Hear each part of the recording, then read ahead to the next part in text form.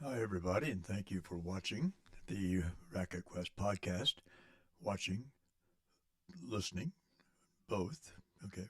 As we said the last podcast, please don't watch and drive. Okay. Please just listen if you're driving, and we hope you'll listen. Absolutely, and we hope you'll watch when you have time. Okay. That'd be great. Um, I want to talk a little bit about um, unquantifiable things, and by that I mean things that we can't put a number on uh, right now, right yet, but it won't be long before we're going to put a number on things that people say. And you all are guilty of it. I am guilty of it as well. Okay. And one of the things people say is it just doesn't sound the same. Alrighty then. Okay. So, what is the same? What is the quantifiable component of feeling the same. And like I said before, we're getting closer to really nailing that down. But in the meantime, people come in and say things don't feel the same. We need to know what to do about it. And with every racket we do, we have about 60 data points that we take with every single racket. So we have a pretty good idea of where to go with it. But if someone comes in for the first time or hasn't been in for a while or has had a racket strung um, other places, and it's not unusual, tournament players, they go, they take the rackets, and sometimes they'll be strung um, at a lot of different places, and there's nothing odd about that whatsoever. Um, but what if they come back and say, it just doesn't feel the same? Well, probably isn't the same because everybody does things a little bit differently.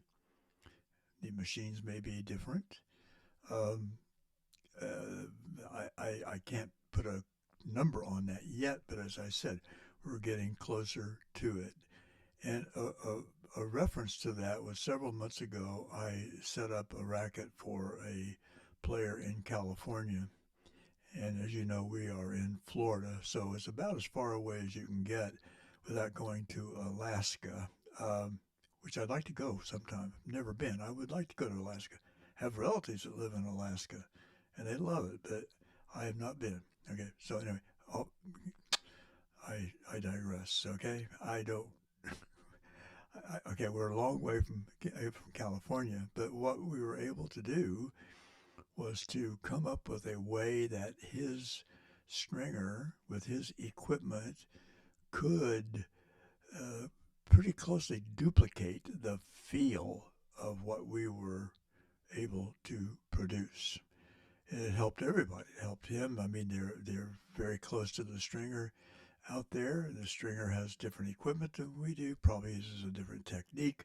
Who knows? But by experimenting with the equipment we have here, which includes a number of different stringing machines, the Biardo and the racket, uh, bobble racket station, and things. So we do have those. We use them for evaluation purposes and to discover things just like this. So we were able to set up the Biardo, which his stringer used, in such a way that we were able to get a little closer to the feel that he was getting from Florida.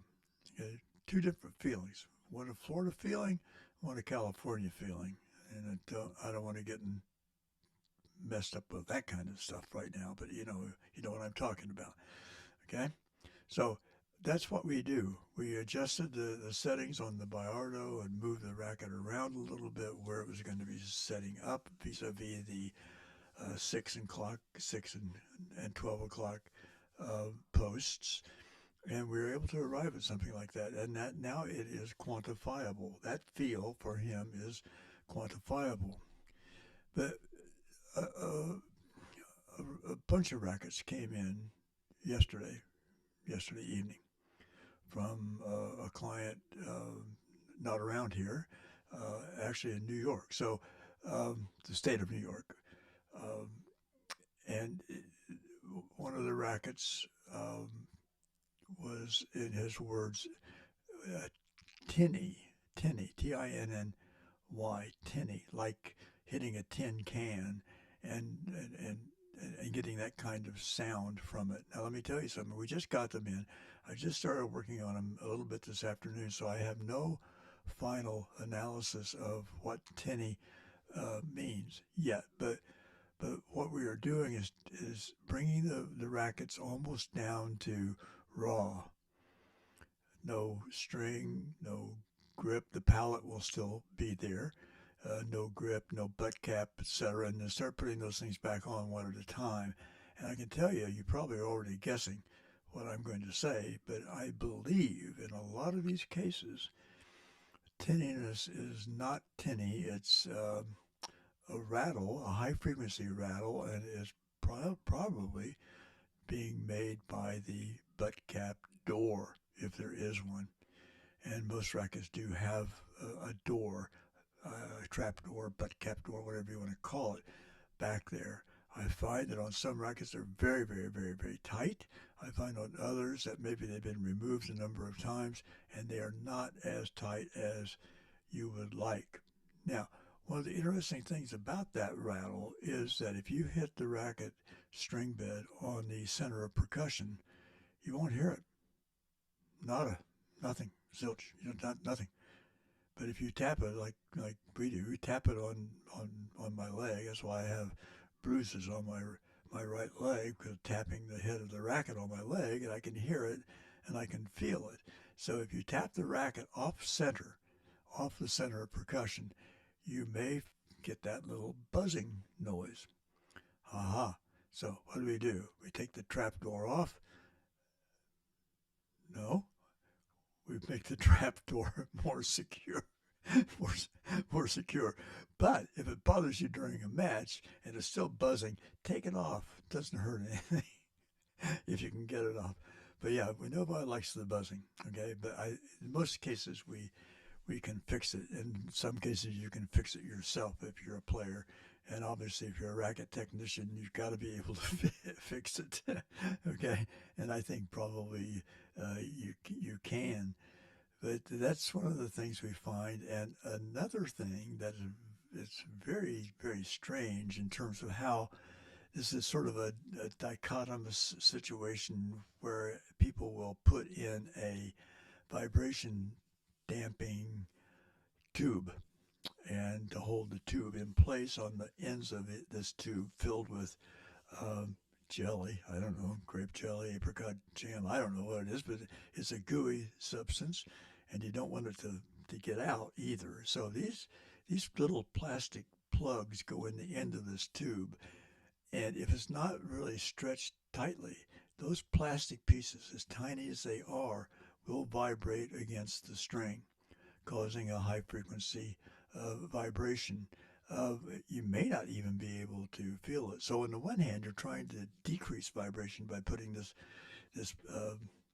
tube, jelly-filled tube, in the strings, and now all of a sudden you're creating something that could be causing a little bit of a buzzing, not a little bit of a buzz, but buzzing. Okay, in your racket, and you don't want that. I don't either. So that's why typically vibration dampers are just a small piece of silicone or rubber, and it goes in between two strings, and that's about it. But sometimes people put those long things in, believing that touching all the main strings is better than touching just the two. Um, I don't know, to be honest with you. Doing some frequency runs and stuff, we know it doesn't matter very much. Okay, the two strings being touched is sort of like a guitar. You have a fret and you touch that fret. The string changes tone. Period. All the way up and down the string. There's no place on the string that it'll sound different if you have your finger on a first or second fret, for example. I mean, I'm not a musician, so I may be off, and if somebody can correct me on that, I would love to hear it. But right now we're talking about tennis racket string. So we want to be able to quantify anything you can come up with in terms of feeling. Another one is, we talked about this not too long ago, but it demands attention because it's still a well used term in high performance tennis circles, and that is pop. What is pop? And we've boiled it down to this: pop, it can be quantified, and we quantify it as dwell time. The shorter the dwell time, the more pop the player will perceive. Um, it it could be different for different people, but that we have to establish something that we can begin to work from. And dwell time seems to be the best quantifiable metric we can come up with right at the moment. To me, pop is my ankle or something, But to the player, pop is meaningful. I'm not getting enough pop. Actually, you're getting too much of something, so you're not getting pop. You're getting too much dwell time, which is a softer impact. It feels softer. It feels easier. It goes in and out of the strings differently. People don't perceive that as pop. They perceive that as uh, non-poppy, I guess. Okay, but the point is, we're trying to quantify everything we possibly can, and it's exciting. We are, as I think the last podcast we talked a little bit about our new dynamic testing device, which is well underway. It's becoming more and more complex every time we talk about it. I want to simplify it a little bit. so so there we are. We're not at a standoff, of course. We're making some progress, but it's going to be really, really, really interesting to see how the dynamic impact differs from the static. And the static we talked about a little bit before too is something like the ERT 300, which is kilos per centimeter, or the Flex 4, which is pounds, real pounds. The RDC, which is sort of an amalgamation of things. I'm not exactly sure what the the the, the, the formula is to get that string bed stiffness. And we make a string bed stiffness tester called string. Um, what did we call it last week? It hasn't come to market yet, but uh, string something. I'll look it I'll look it up. We make that as well. So there are a lot of different devices you can use to test the string bed stiffness, and we think is very, very, very important. So that is quantifiable, and that is really, really, really important. Knowing the string bed stiffness from whatever device you have, if it's taken that way consistently, you will know what the racket, you'll know how the racket will respond to the player. It will be very, very, very nearly the same as it was before, the time before that, the time before that. And if there was a change made, you will be able to feel that. Okay? Um, so the string bed stiffness is really critical. And we need to know the string bed stiffness when somebody comes in to demo a racket and they demoed a racket that they loved. And what's the string bed stiffness? Oh, I have no idea. If we know that, we can set up a demo for you that will feel pretty much like the one you just loved. Okay? So anyway, but anyway, we started this conversation based on quantifying um, uh, noise. Let's put it that way, quantifying noise. But what I wanted to do right now is introduce a little piece of noise that is very, very, very exciting for us right now, and it's going to be very exciting for all players, I believe, in April. And we have the new head squared racket, and we're going to be doing a workup on that in the next week or so. We are not going to publish pictures, data, or anything else uh, for a while. But we're going to know a lot about the racket when they're ready to make it market um, available. It's shipping, I believe, in April. But I'm telling you, um, this this is I believe, a really, really, really important uh, addition to tennis racket lines. Okay, a head is typically the one that says, okay, let's not change the speed to make it different. Let's introduce something that is totally different. We'll even call it something different. And the racket is named squared. And it's components squared. We'll put it that way. The name is interesting if you know the concept. Other than that, it's just squared. Okay, so if you I don't know, you take it or leave it, but it's a gorgeous looking racket. Has some very interesting characteristics that we will talk about, but it's very, very, very exciting. So there's going to be a new word that we're going to have to quantify, and that word is squared, and we're going to quantify that as quickly as we can. Okay? We're not talking about the mathematical squared, we're talking about a tennis racket squared, which is squaring the components, which is mathematical, but we won't go into that.